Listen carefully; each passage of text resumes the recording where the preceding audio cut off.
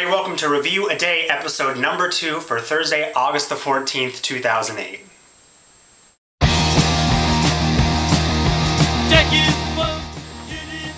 Hello everybody, welcome to Review a Day, the daily video blog where I review a movie 7 days a week. My name is Leland Brunger, and the movie I'm reviewing today is Tropic Thunder, which is directed by Ben Stiller, written by Ben Stiller, Justin Theroux, and Ethan Coen also helped write the screenplay, who wrote and directed No Country for Old Men with his brother Joel, and Fargo, and all those classic movies that they've done.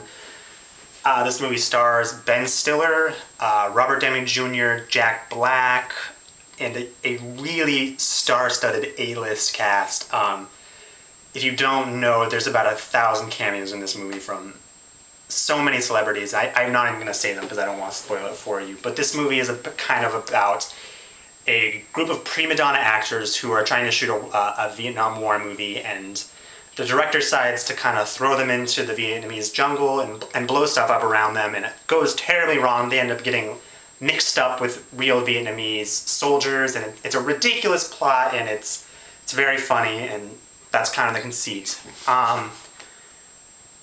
So before I even really talk about the comedy or the performances in this movie, I just want to give a big I don't want to give a round of applause to Ben Stiller, because this movie looks amazing. I'm blown away by how good this movie looks. I don't know if this was really shot in Vietnam, but it's gorgeous. I mean, he really stepped up his directing skill for this movie, and I think he deserves to be applauded for that. It looks like a high-budget action movie. It looks like a Vietnamese war movie, and I love the directing in this. So I really think Ben Stiller deserves a lot of praise for that. That aside, I loved this movie. It was hysterical, and I feel like such a dork for praising two comedies the first 2 days I've done this in a row.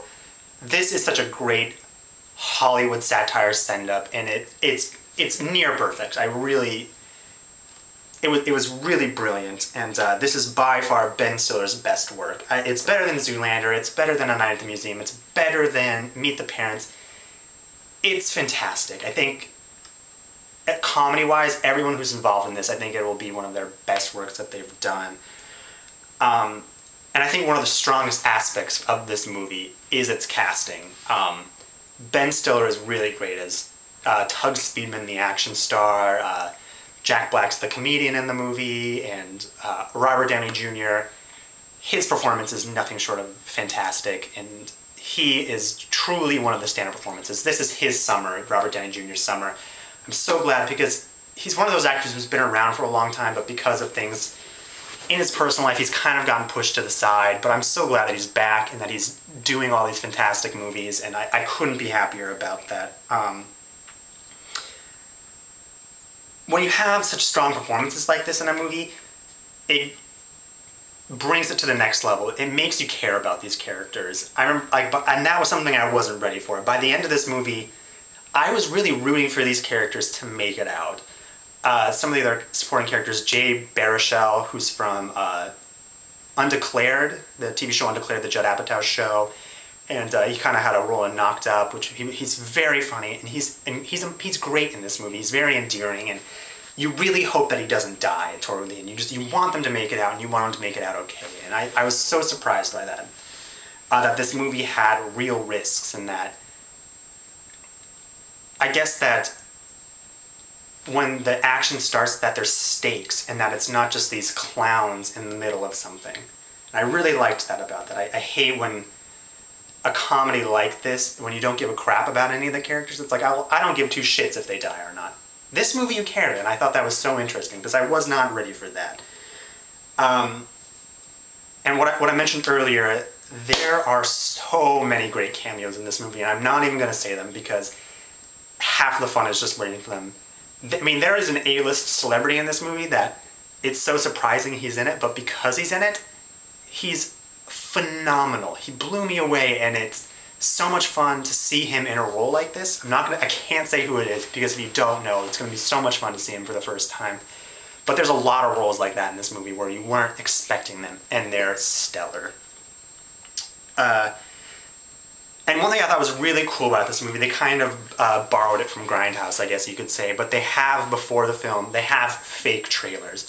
And it's not like they rolled the DreamWorks logo and then the intro to the movie and then they showed fake trailers. The fake trailers are at the head of this movie.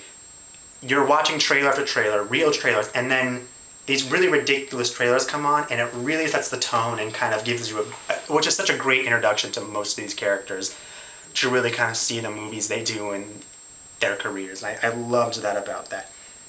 If I do have one criticism of the movie, it's probably the criticism I have for a lot of movies, which was the running time was, I think it's about 2 hours, but there's 2 hours of content in this movie. I felt like there's probably one scene before the final act where I felt like it dragged a little bit, but even then, that scene paid off toward the end of the movie by giving us some of the best payoffs and some of the best jokes, and it actually gave you kind of a deeper look into the characters, which I thought was really nice. And so even when it started to drag, I was like, well, that's just kind of interesting that they did that.